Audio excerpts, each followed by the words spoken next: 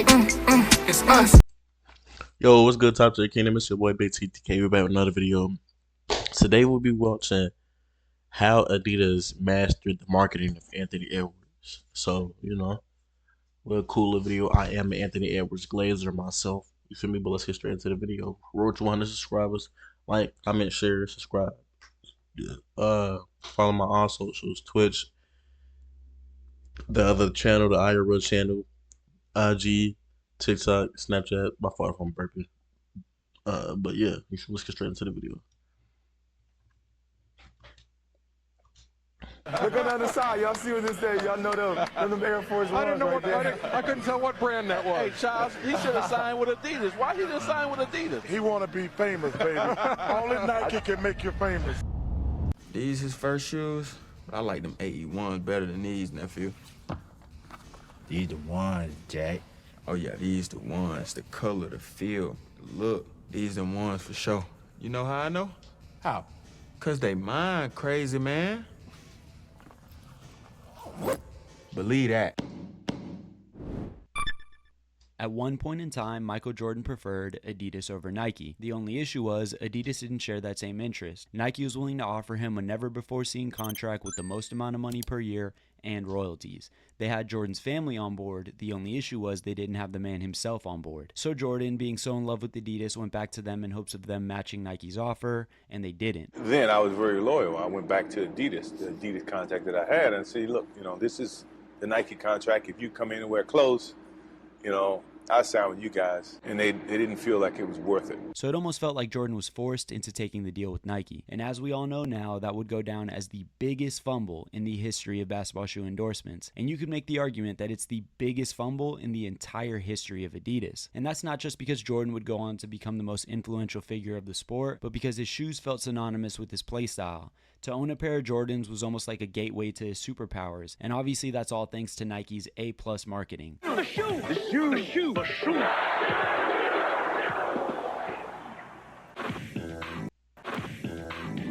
And on top of that, it felt like owning a pair of Jordans was like a status symbol thing. I mean, even to this day, if you see somebody across the street wearing a very specific pair of Jordans, you stop and stare. You definitely look at them a little bit differently. And I think that both of those things combined have set Adidas back at least 40 years. But still, 15 years after completely missing out on Jordan, Adidas had their second chance at relevancy and revival with the signing of a young guard from Lower Merion High School by the name of Kobe Bryant.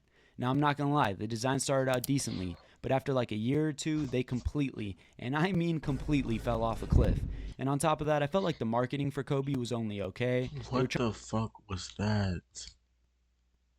15 years after completely missing out on Jordan, Adidas had their second chance at relevancy and revival with the signing of a young guard from Lower Merion High School by the name of Kobe Bryant. Now, I'm not gonna lie, the design started out decently.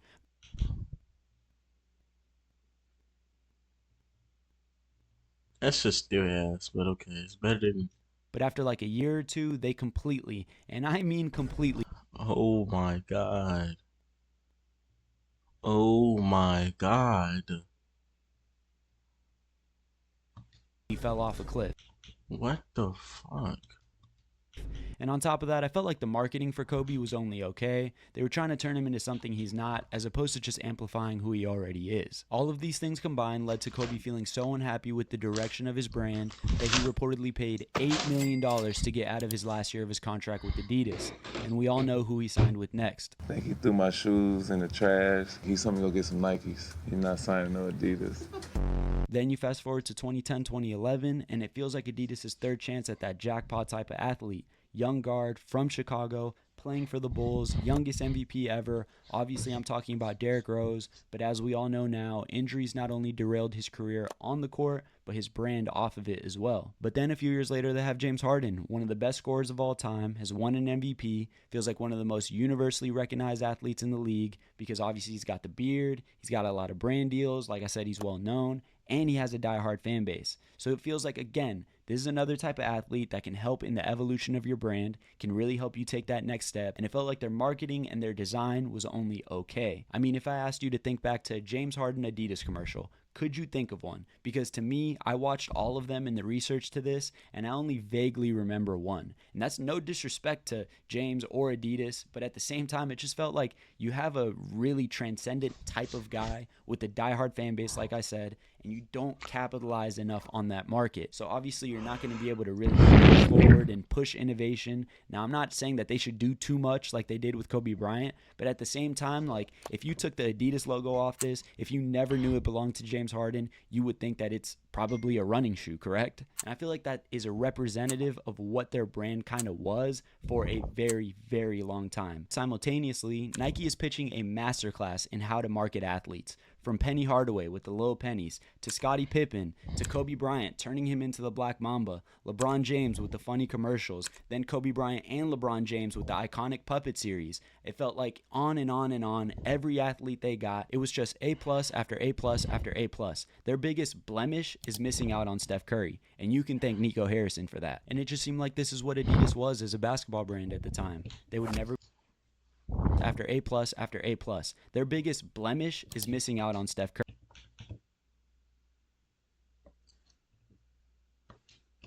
Curry, and you can thank Nico Harrison for that. And it just seemed like this is what Adidas was as a basketball brand at the That time. nigga just know how to They would never fumble be able to shit. get out of Nike's shadow, and there was no end in sight. However, that all changed when a 6'4" guard from Atlanta, Georgia entered the league. Adidas basketball has never, and I mean ever, invested in an athlete the way that they've invested in Ant. They are essentially banking on the identity of Adidas basketball being Anthony Edwards. And I feel like that makes perfect sense to me because it is super, super rare to have an athlete this young and this ready to be marketed at the highest level. During my entire research process, I came up with about 5 pillars that I feel are super necessary and super important if you want to successfully market a player in today's game.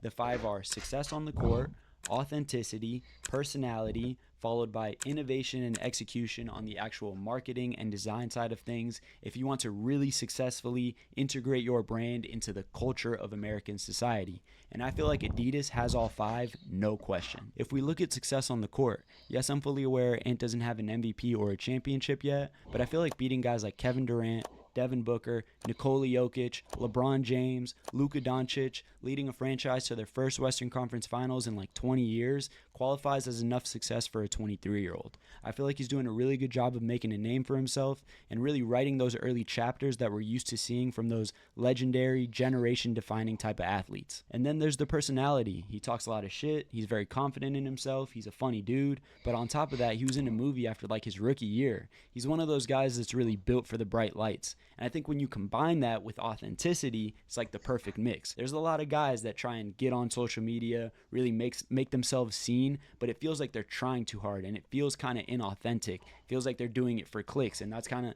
the day and age we're in right now. But when you're able to do that and make it feel authentic, which it really does feel authentic, you get the perfect blend. But none of this would matter if there was no innovation or execution on the actual marketing and design side of things. And that's where I want to give Adidas a ton of credit. It's clear they've learned from their past mistakes, and it feels like everything's led to this moment with this athlete to allow them to finally break through as a basketball brand in today's society. All right, let's actually look at it from a design perspective first, and that's only because it doesn't matter how many cool commercials you have. Trust me, they have plenty of great commercials. I can't wait to break them down, talk about them. It doesn't matter how great you package your content. Again, they've done a great job of that as well. Can't wait to talk about it in a second. But it doesn't matter how great you do those things if your product is trash. If your product is unappealing to the eyes, it does not matter what you do around it. The product will always be trash. Maybe the diehard fans will buy it, but all the casuals will have no interest in it. Because in the past, it honestly felt like they were doing too much when it came time to take that next step in the design process as a brand. Now I feel like they're doing a really good job of embodying who the player really is, keeping it simple but at the same time innovative, definitely pushing boundaries but not doing too much. And like I said, I really love how they are embodying the players' personalities more in the shoe. I definitely feel it when I see Ant, when I see the new Damian Lillards, Donovan Mitchell, James Harden, on and on and on. I just think they do a really good job now. Everything's kind of changed, and I think internally they would tell you the same thing. I was reading something that said, internally Adidas basketball has taken to calling the look that defines the new direction of its basketball line, quote-unquote, radical simplicity. The aesthetic can essentially be distilled to a rule of 2. Two colors form the backbone of nearly every colorway, and if there's a third, it's used quite sparingly. The simplicity of this arrangement then makes it easy to highlight the two distinct elements of a given shoe. In 2023, this idea of quote-unquote radical simplicity was first tested on the market for the Harden Volume 7, but where it's really taken off has been on the AE1 and the Harden Volume 8. So when you look at it, they made a conscious decision to really step out of their comfort zone and try something new. And at the same time, just not doing too much. I maybe keep saying that. I apologize if I do, but I feel like that's so important. They were known for doing too much in the past, and now that they've really hopefully mastered this idea of just keeping it cool, keeping it simple, they now understand that you don't have to do all that to make a successful product, right? But at the same time, although the AE1 is simple, I love that it's also loud in its own way. I love that you can't see the Adidas logo plastered anywhere. I know it's on the back heel tab of the shoe, but you're so used to Adidas shoes having the 3 stripes across the center of the shoe, so it really makes it stand out a little bit more. Like anytime you see it on the street or on a basketball court, you go like, is that really an Adidas basketball shoe? Like I said, it makes it stand out in its own way. And then on top of that, I love the use of the TPU material as opposed to like the mesh that most shoes have, because the TPU material allows you to get away with more vibrant colorways. And when you're dealing with a guy like Ant, you're going to need those vibrant colorways to really represent who he is. Like if you look at his All-Star edition of his shoes, you only get that because of the use of that TPU. And it also seems like Ant was very involved in the design process of the shoe, because the lead designer of the AE1, Patrick Zampalik, said, and I quote, "He pushed us to make something that didn't look like anything on the market. We wanted to create a confident shoe, something that could boost a kid's confidence." And Ant followed that up by saying, "I want them to feel like they can play like me and be like me." And whether you believe it or not, that actually works, because I've gone to a few AAU games for a family friend recently, and those are the shoes that are definitely worn the most. And to be honest, they're not the mid-top, they're all the lows. All the kids seem to love the lows. Even my family friend says, "Hey, I want a pair of the lows next. I've seen everybody wearing those. That's the shoe I want." It's actually crazy that I was doing the research for this, and then he brought it up. So it's definitely a shoe that stands out the most, and a shoe that the kids love the most. And global GM of Adidas Basketball, Eric Wise, would tell you that this is all by design. And I quote, "He is definitely positioned for the younger consumer, noting how Edward's shoe is being introduced at a skills camp for kids. I think it's something that we have to do with our category, is get younger. We all know that when the youth loves a product, it's the equivalent to hitting the jackpot.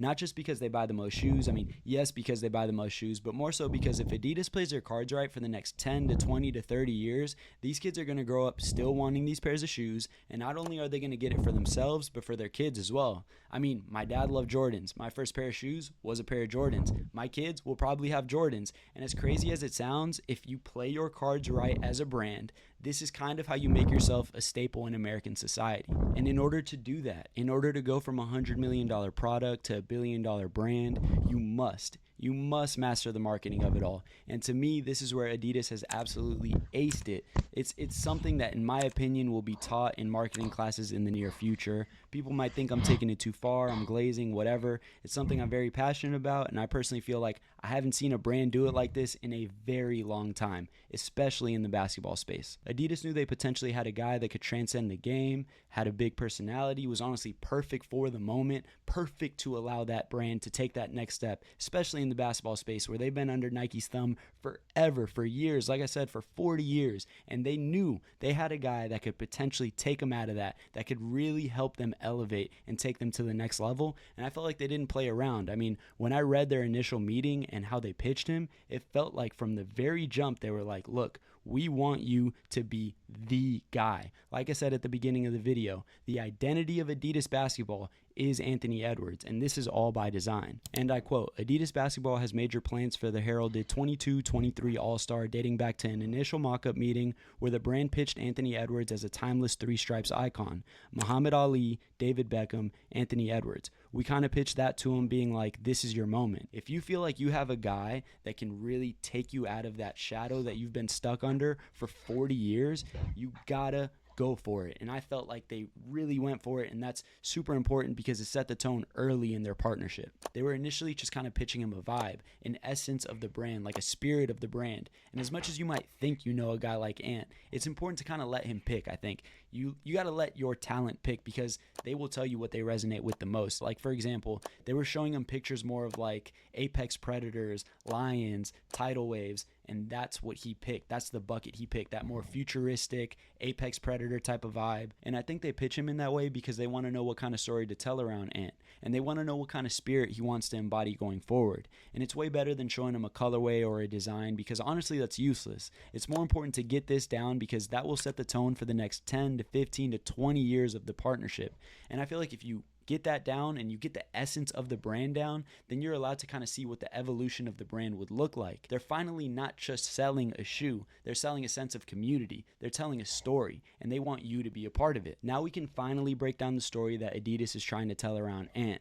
Now listen, I wish we could have talked about this from the very first second of the video because it's by far my favorite aspect of it all, but I feel like it's important to understand where the brand was, the essence of where the brand is, and more importantly, where it's headed going forward. Because I personally feel like this is the beginning of a very long and successful brand that could really withstand the test of time and potentially really shift the scales and kind of the way we view Adidas basketball. It all started on Twitter when Adidas featured a video series covering everything from an introduction to Anthony Edwards, the benefits of the AE1s, how customers will play in them, and obviously the motivational messages from Edwards himself. But this was just the beginning. I mean, I love so many details about everything they did, and as he got bigger, so did the marketing campaign as well. So I love how they just continue to grow with him. I mean, the very first thing to take away is obviously the peach background in every commercial. That's because obviously he's from Atlanta, Georgia, the peach state, so they're kind of constantly paying homage to his home state, and I love that. It just makes it more personal, and it definitely makes it unique. He definitely stands out as well because they never leave that background. I love the commercial where they're going at everybody else's signature shoe. This was the first one that really made waves on social media, I felt like, and it definitely plays into who he is as a person. He's loud, he's confident, but at the same time, I love who they chose to go after. They went after LaMelo, Ja, and Luka. Obviously, also they went after Bron, but Bron's going to get the most views, so I get why they did that. But with LaMelo, Ja, and Luka, that's three guys under three different brands that are definitely selling, heavy within the youth. A lot of kids love their shoes. Definitely Adidas trying to send a message saying like, hey, we're here now and we're better than you. And it makes it competitive. It makes it more entertaining. And I definitely like it. You have the right athlete to make a commercial like that, and they went for it. I love this commercial as well. It's for the release of the AE1 low. You got the convertible with the top coming off. Get it? Because we're wearing low tops now. Then you got the Larry O'Brien trophy on the keychain. I don't know. I just like the details. I just like the Easter eggs. I feel like we don't really get that with athletes anymore, so it's just cool to see. And then obviously this set of commercials went a lot more viral, but I love the use of Ice-T, who's obviously known for his legendary role on Law & Order SVU. But if you pay close attention to the numbers here, 20 is for John Collins for this dunk, 2 Gabe Vincent for this one, 23 Robert Covington, 18 Yuta Watanabe, 7 Chet Holmgren, and 13 Jaren Jackson. So they're really painting him as like a serial posterizer. I think it's really cool, and like I said, I love all the little details. It makes you really pay attention a little bit extra every time you watch a commercial, and it's just cool. I like it. And then the quote-unquote evidence being the shoe, which is obviously a nice little touch. And then you got the sound at the very end of the commercial that's very similar to the Law & Order SVU sound. I thought that was another cool little nugget and Easter egg, whatever you want to call it. But this commercial is by far my favorite of them all. I'm not sure if I can play it because of copyright, but if you haven't seen it, please go watch it. I love every little detail. I love the book of the wolf with the basketball on it. I don't know, I just think it's a nice little touch, and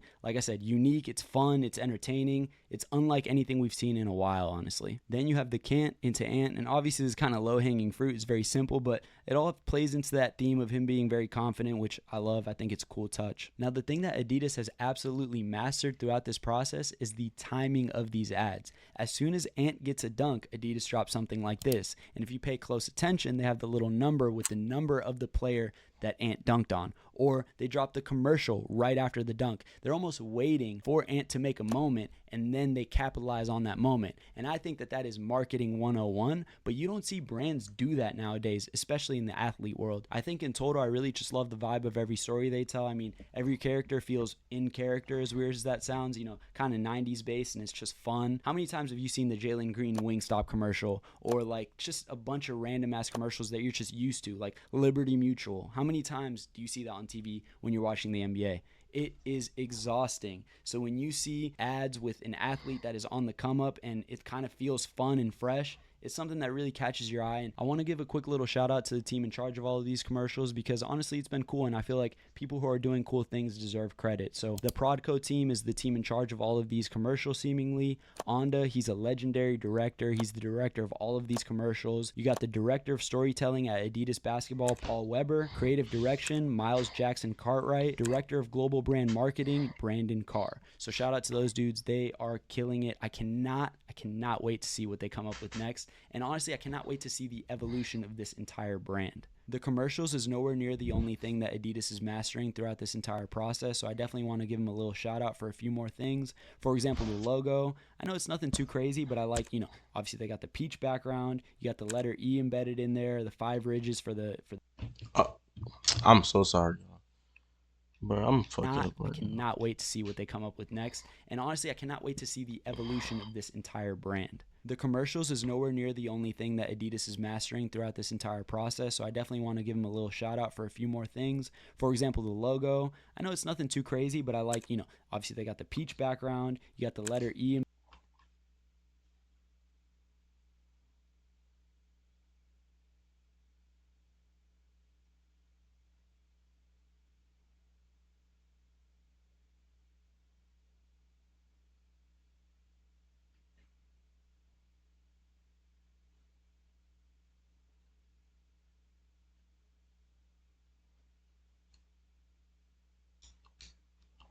embedded in there, the 5 ridges for the jersey number, you got the A for ant, and then you got the ant hill for obviously ant. And then when the Adidas team was asked about it, they said we wanted to approach it a little bit differently, where it's a little bit more of a rhythmic design. It's less of a monogram, and if you don't know what a monogram is, it's like where people do like the 2 letters and the number somehow mixed in there. They were trying to make like more of like an emblem, and I thought that was pretty cool. They said it's more about an expression of his energy and his playing style. I think Adidas deserves a lot of credit for just kind of letting ant be ant. I feel like too often we see brands get guys and try and change them, maybe because they're not family friendly, maybe because they cuss too much, or whatever the case may be. Adidas is the opposite. Back to what I was saying about the 5 pillars, authenticity is one of them. And it's not just from the athlete's perspective, it's also from the brand's perspective as well. Allowing your athlete to be who he naturally is only makes us like the brand even more. And I really love the constant homages to Ant's roots. I mean, many of his shoe colorways have very special meanings to him. And then they use his best friend in almost all the commercials. His name's Nick Maddox. He got his own shoe colorway as well. I thought that was pretty cool. Like I said, they use him in every commercial. It's way better than using an actor who is Ant's best friend as opposed to just using Ant's best friend. So I thought, like I said, everything's authentic, and that makes us want and respect the brand even more. Even the way they initially unveiled the shoe in his hometown in Atlanta, they did an entire event. They got the community involved, which obviously I loved. You could have easily done it in a different, more flashy way, but it ended up being done in a way that cultivates or maybe immerses the community, which obviously I think is very special. And at the event, they also unveiled a mural with his mother and his grandmother who passed away. I think I saw a video of him say that was like the highlight of his summer. The highlight of my off season, the mural. Yeah, I think that was more important than everything, for sure. I think it's just really beautiful to see that like a brand actually really cares about their athlete. Maybe it doesn't make them extra sales, but it further, deepens the bond between brand and athlete, and it just ensures further loyalty from both sides. And that's special, and it's something that maybe people take for granted nowadays because it's all money based, but you want to build real relationships with them, and you want to set a standard going forward for any athlete that comes behind them. They may have unveiled the shoe prior to the season, but Adidas still did a celebration of the launch in the Timberwolves arena for the first game of the season. They gave the ball boys and ball girls all a pair of shoes. Everybody in the arena got a t-shirt. Just more things to further, deepen that die-hard fan base. When you're building an athlete, it is super important to build the diehards first, I feel like, and then the casuals will come. But the diehards buy no matter what. So to attack, Minnesota and Atlanta, where he's from and where he's playing, I think it was very, very smart of them. And then for Game 3 against the Lakers, they did a full peach-colored crime scene investigation zone with evidence. They had a LeBron jersey laid out. They had clues. Ice-T was there. Veda Howard was there. They had merch for fans. And, it was just like I said, an immersive experience. I think that that's just cool. Everything I'm kind of saying, I'm realizing as I'm saying it out loud, is just I like that Adidas cares. I like that Adidas tries. I feel like we don't see that much anymore, and they try more than anyone that I currently see. And I think that stands out to me, and it should stand out to everybody else as well, because nowadays everyone's just trying to make the quickest penny as fast as they can. Like I said, they will shortcut whatever they have to in order to get that. And it feels like Adidas isn't really trying to do that. They're trying to build a brand that lasts a long time, like I said earlier, that withstands the test of time. And that's something that you have to admire. I feel like effort is cool. And not only is the effort cool, but just that combined with the storytelling makes it feel a lot more special to me. I don't know why. Maybe I'm being dramatic. You guys can tell me in the comments, but I just feel like it's cool. I like it. You could have a great athlete, great storytelling, great on-court success, authenticity. You could have 4 of the 5 necessary things,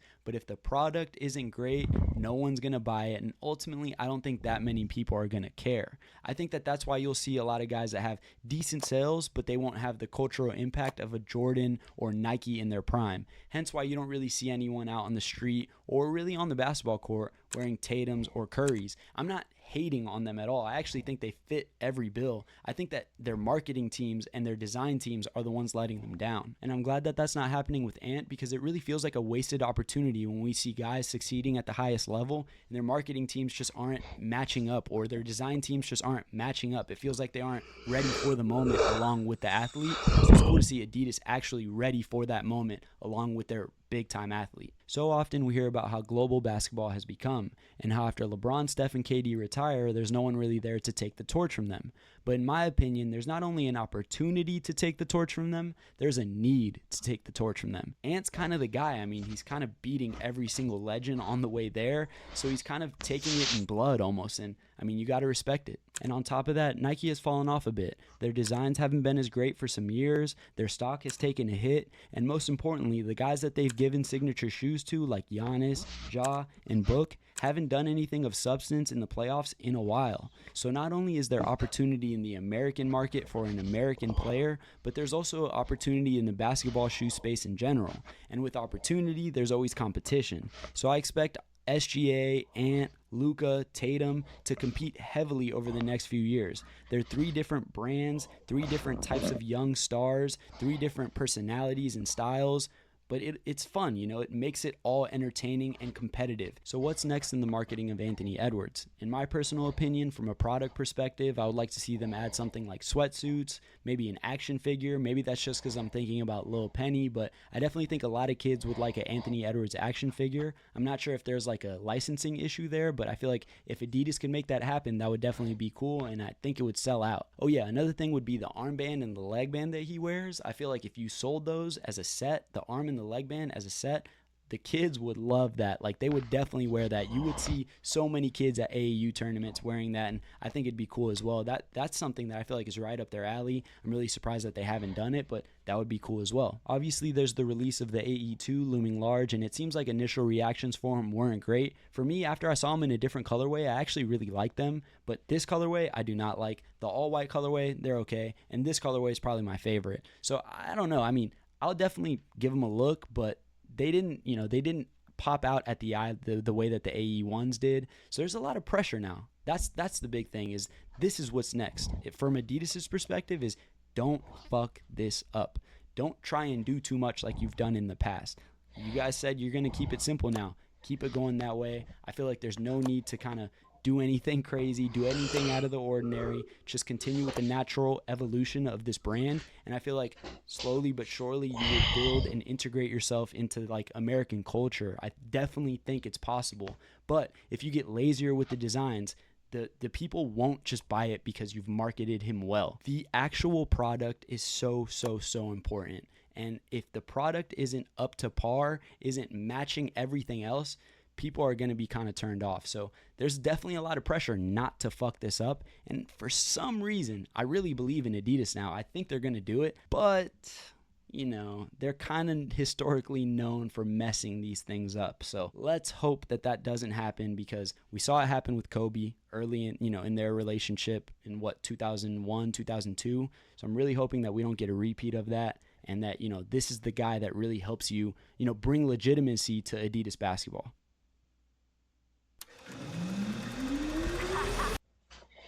Alright, appreciate you watching this video with me. Um, this was a fire video. I'm not gonna lie, I really appreciated this video. Plus, Ant's one of my like recent favorite players. And when I start collecting hoop shoes again, I definitely finna get his the most for sure. But yeah, bro, everything about this shit was fire up. Like, comment, subscribe, share the video. Make sure y'all, you feel me? Let me know what y'all want to see. Go follow the other channel. I'm gonna start doing vlogs or whatever, posted on there. Go follow the Twitch, the IG, TikTok, Snapchat, all of that. Love y'all. Peace.